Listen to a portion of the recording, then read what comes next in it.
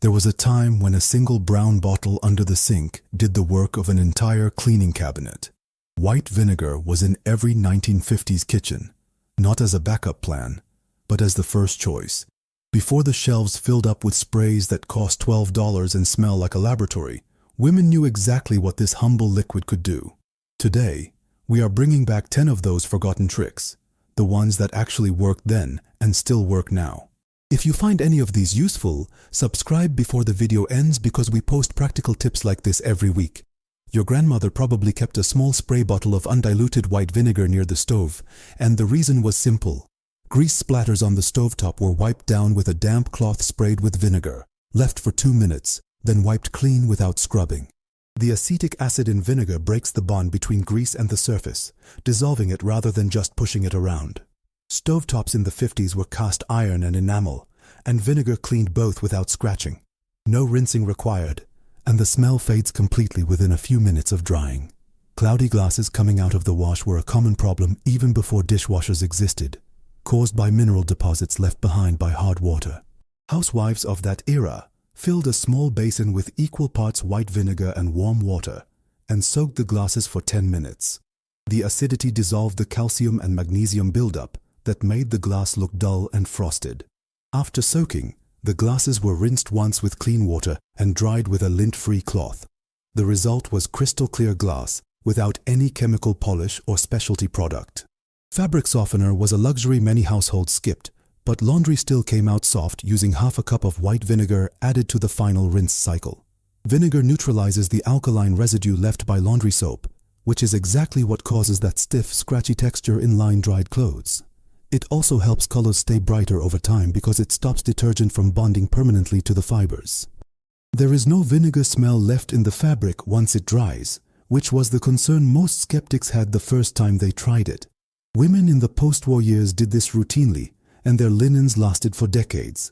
Ants were a constant seasonal nuisance, and the 1950s solution did not come in a spray can from the hardware store. A 50-50 mix of white vinegar and water was wiped along baseboards, windowsills, and door frames wherever ants were entering the house. Ants navigate by chemical trails called pheromones, and vinegar disrupts and erases those trails completely. Without the trail, the scouts cannot return and the column does not form. This was reapplied once a week during warm months and was considered completely safe around children and pets long before anyone used that phrase as a marketing slogan. Bathroom grout darkens over time from soap scum, mildew, and general moisture, and scrubbing it with a brush alone does very little. The old method was to pour undiluted white vinegar directly onto the grout lines and let it sit for 5 minutes before scrubbing with an old toothbrush. The acid loosens the grime from the porous surface, so the scrubbing actually removes it rather than just spreading it. For stubborn lines, a paste of vinegar and baking soda was applied and left for 15 minutes before scrubbing. Tile grout in older homes maintained this way often looks better than modern grout treated with chemical bleaches that degrade the sealant over time. Cutting boards absorb odors from onions, garlic, and raw meat, and a quick rinse with dish soap does not fully neutralize them.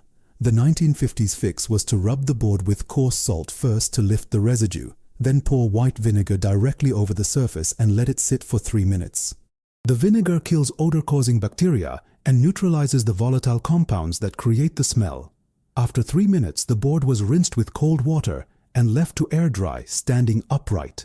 This was done after every use involving strong-smelling ingredients, and wooden boards lasted for many years without developing that rancid background smell that forces most people to replace them.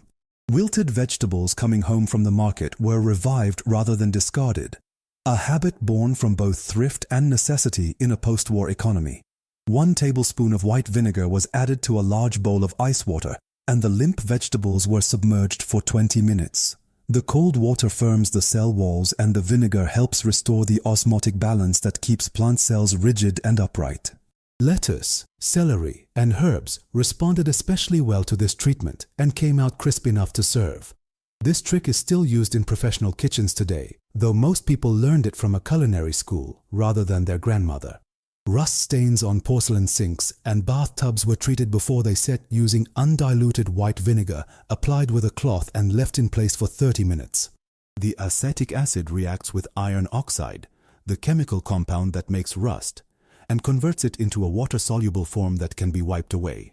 For older stains, the cloth was soaked in vinegar and laid directly on the stain and left for an hour before wiping.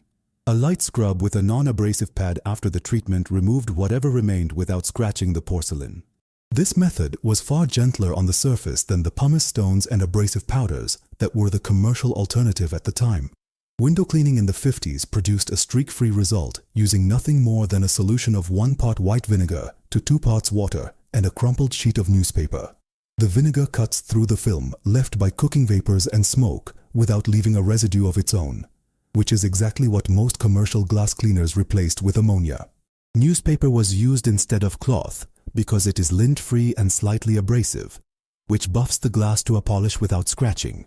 The trick was to work in circular motions on one side and straight strokes on the other, so if a streak appeared, you could immediately tell which side it was on.